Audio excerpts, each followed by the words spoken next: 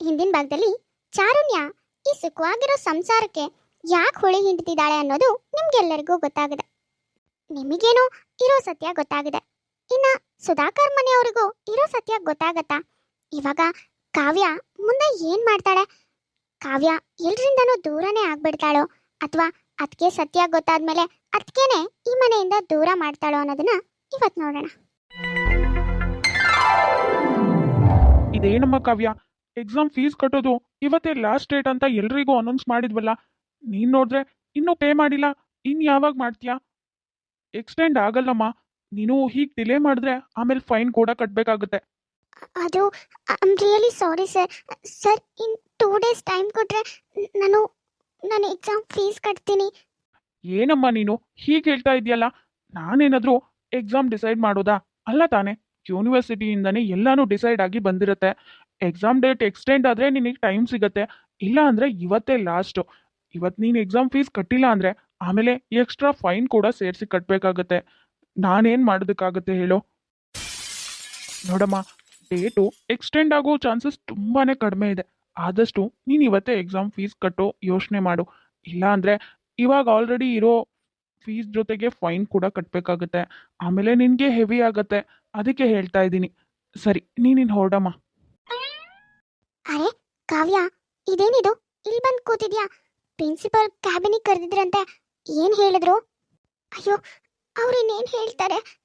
ನನಗೆ exam fees ಕಟ್ಟೋದಕ್ಕೆ ಇವತ್ತು ಲಾಸ್ಟ್ ಡೇಟ್ ಅಂತ ಫೋನ್ ಮಾಡಿದ್ರು. ಅದು ಅಲ್ಲದೆ ಇವತ್ತು ಕಟ್ಟಲೇಬೇಕಂತೆ. ಕಟ್ಟಿಲ್ಲ ಅಂದರೆ ನಾಳೆ ಮತ್ತೆ ಫೈನ್ ಕೂಡ ಆ್ಯಡ್ ಆಗುತ್ತೆ. ಆಮೇಲೆ ಇನ್ನೂ ಹೆವಿ ಆಗುತ್ತೆ ಅಂತ ಹೇಳಿದ್ರು. ಅವ್ರು ಹೇಳ್ತಿರೋದು ಸರಿ ಇದೆ ಕಣೆ. ಇವಾಗಲೇ 5,000 ಫೀಸ್ ಇದೆ, ಲ್ಯಾಬು ಎಲ್ಲ ಸೇರಿ. ಇವಾಗ ಇವಾಗ ಮತ್ತೆ ಫೈನ್ ಆ್ಯಡ್ ಆದರೆ ಹೇಗೆ ಕಟ್ಟಲಿ ಹೇಳು? ನನಗೆ ಏನು ಮಾಡಬೇಕು ಅಂತಲೇ ಗೊತ್ತಾಗ್ತಿಲ್ಲ ಕಣೆ. ಅಮ್ಮನಿಗೆ ಫೋನ್ ಮಾಡಿದ್ರೆ ಅಮ್ಮ ಏನೂ ಮಾತಾಡ್ದೇನೆ ಫೋನ್ ಇಟ್ಬಿಡ್ತಾಳೆ. ಇನ್ನು ಅಜ್ಜಿ ಅಂತೂ ಫೋನ್ ರಿಸೀವ್ ಮಾಡೋದೇ ಇಲ್ಲ. ಅಣ್ಣನ ಕೇಳೋದೇ ಬೇಡ ಬಿಡು. ಅದಕ್ಕೇನು ಅಷ್ಟೆ. ಅದಕ್ಕೆ ನನಗೆ ಫೋನ್ ಮಾಡೋದಕ್ಕೆ ಮನಸ್ಸಿಲ್ಲ ಕಣೆ. ಅಪ್ಪ ಬಿಸಿ ಇದ್ದಾರೆ ಅನ್ಸುತ್ತೆ, ಅವರು ಊರಲ್ಲಿ ಬೇರೆ ಇಲ್ಲ. ಐ ಆಮ್ ರಿಯಲಿ ಸಾರಿ ಕಣೆ. ನನ್ನ ಹತ್ರನೂ ಅಷ್ಟೆಲ್ಲ ಇಲ್ಲ. ಹಾಗಾಗಿ ನನಗೂ ಅರೇಂಜ್ ಮಾಡೋದಕ್ಕಾಗ್ತಿಲ್ಲ. ಹೇಗಾದರೂ ಮಾಡಿ ಅಮ್ಮನ ಹತ್ರ ಒಂದು 2,500 ತಗೊಳ್ತೀನಿ. ಮಿಕ್ಕಿರೋದನ್ನ ರೇವಂತ್ ಹತ್ರ ಕೇಳ್ತೀನಿ. ನಿನಗೆ ಎಕ್ಸಾಮ್ ಫೀಸ್ ಹೇಗೂ 5,000 ಅಷ್ಟೇ ಅಲ್ವಾ?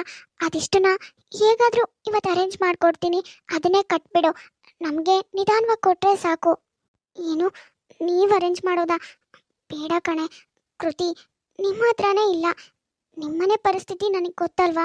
ಹೀಗಿರುವಾಗ ನಾನು ನಿಮ್ಮ ಹತ್ರ ದುಡ್ಡು ಇಸ್ಕೊಳ್ಳೋದು ಸರಿಯಾಗಲ್ಲ. ನನಗೆ ಎಲ್ಲಾದರೂ ಕೆಲಸ ಇದ್ದರೆ ಹೇಳು, ನಾನು ಅಡ್ವಾನ್ಸ್ 5,000 ಇಸ್ಕೋತೀನಿ. ಆಮೇಲೆ ನಾಳೆಯಿಂದ ವರ್ಕಿಗೆ ಹೋಗ್ತೀನಿ ಅಲ್ವಾ, ಅವರು ಅದರಲ್ಲೇ ಕಟ್ ಮಾಡಿಕೊಂಡ್ರೆ ಸಾಕು. ಅಯ್ಯೋ ಕಾವ್ಯ, ಏನು ಮಾತಾಡ್ತಿದ್ಯಾ ನೀನು? ನಮ್ಮ ಹತ್ರ ಇಸ್ಕೊಳ್ಳೋದಕ್ಕೆ ಏನು ಪ್ರಾಬ್ಲಮ್ ನಿನಗೆ? ನೋಡು, ನಮ್ಮ ಹತ್ರ ಇರೋದನ್ನೇ ಅಡ್ಜಸ್ಟ್ ಮಾಡಿ ಕೊಡ್ತೀವಿ ಅಂತ ಹೇಳ್ತಿರೋದು. ನಿನಗೆ ಕೊಡ್ತಾ ಇಲ್ಲ ಅಲ್ವಾ?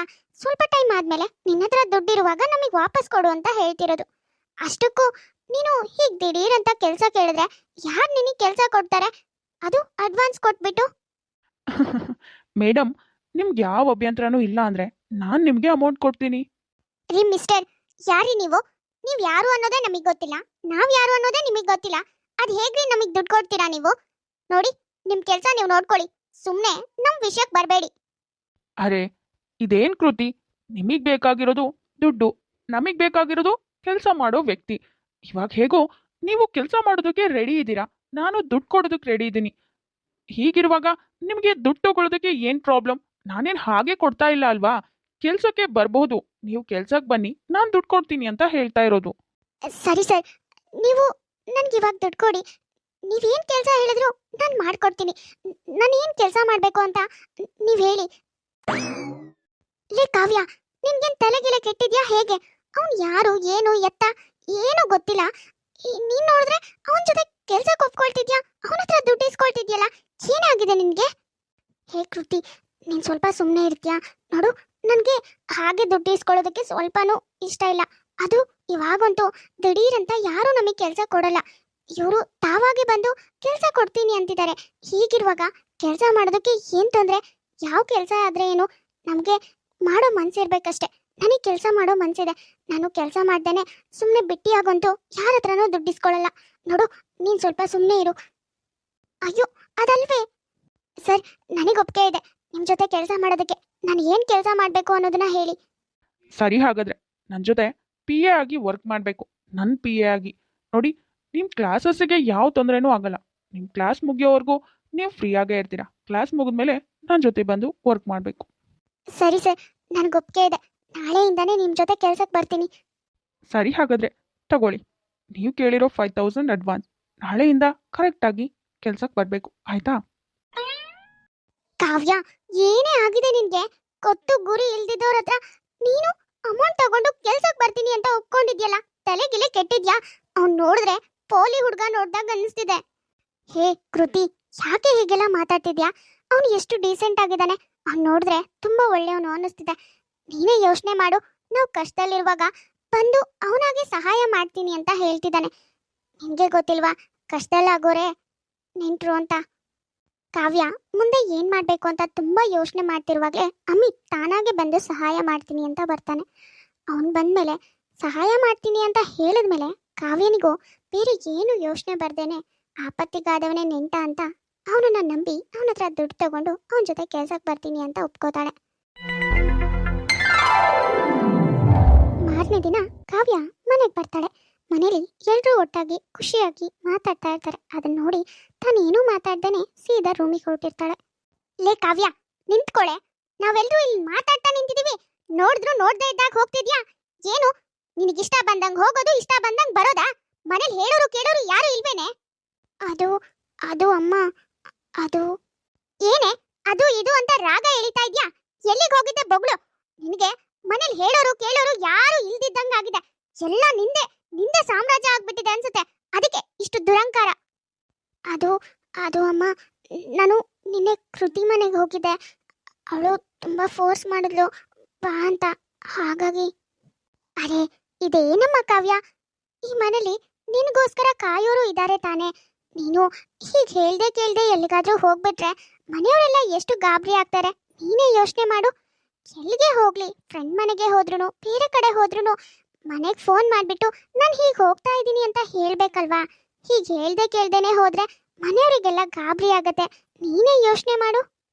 ಅಯ್ಯೋ ಚಾರು, ನೀನ್ ಅದ್ರ ಬಗ್ಗೆ ಎಲ್ಲ ಮಾತೇ ಆಡ್ಬೇಡ. ಇವಳಿಗೆ ಮನೆಯವ್ರ ಬಗ್ಗೆ ಎಲ್ಲ ಎಲ್ ಚಿಂತೆ ಇದೆ ಹೇಳು? ಯಾವಾಗ್ಲೂ ಅದೊಂದಿಷ್ಟು ಜನ ಫ್ರೆಂಡ್ಸು ಅವ್ರ ಜೊತೆ ಸುತ್ತೋದು, ಮನೇಲಿ ಏನಾದ್ರೂ ಹೇಳ್ದೆ ಕೇಳ್ದೆ ತೆಗ್ಯೋದು, ಇಷ್ಟೇ ಗೊತ್ತಿರೋದು ಇವಳಿಗೆ. ಇವಳನ್ನ ಕಾಲೇಜಿಗೆ ಕಳ್ಸೋ ಬದಲು ಎಲ್ಲಾದ್ರೂ ದನ ಕಾಯೋದು ಕಳ್ಸ್ಬೇಕಿತ್ತು, ಸರಿ ಆಗ್ತಾ ಇತ್ತು. ಹೇ ಗಿರಿಜಾ, ಯಾಕೆ ಸುಮ್ಮನೆ ಅವಳಿಗೆ ಬೈತಾ ಇದೆಯಾ? ಪಾಪ ಚಿಕ್ಕ ಮಗು, ಏನೋ ತಿಳಿದೆ ತಪ್ಪು ಮಾಡಿದೆ. ಯಾಕೆ ನೀನು ಒಂದೇ ಸಮನೆ ಬೈದು ಬೈದು ಅವಳ ಮನ್ಸಿಗೆ ನೋವು ಮಾಡ್ತೀಯಾ? ಸ್ವಲ್ಪ ಬಾಯಿ ಮುಚ್ಕೊಂಡಿರ್ಬಾರ್ದಾ? ಈಗ ತಾನೇ ಬಂದಿದೆ, ಏನಾದ್ರೂ ಹೊಟ್ಟೆಗೆ ತಿನ್ಲಿ ಬಿಡು. ಲೋ ಸುಧಾಕರ, ನಿನಗ್ ಗೊತ್ತಾಗಲ್ಲ ಕಣೋ, ನಿನ್ ಮಗಳಿಗೆ ಸಲಿಗೆ ಜಾಸ್ತಿ ಆಗಿದೆ.